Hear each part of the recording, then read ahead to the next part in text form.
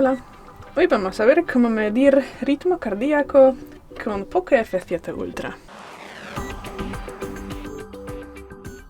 Bueno, pues para esto entramos en los ajustes y luego buscamos la posición ajustes adicionales.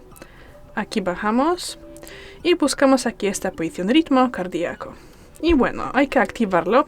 En esta etapa también tendrás que tener, darle permiso, y tras eso tendremos que seguir las instrucciones, tendremos que cubrir la cámara con un dedo,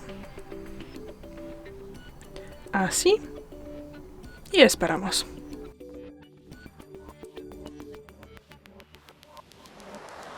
Bueno, y luego podemos ver informe, y aquí tenemos el resultado. Gracias por ver el vídeo, danos un like y suscríbenos. Hasta luego.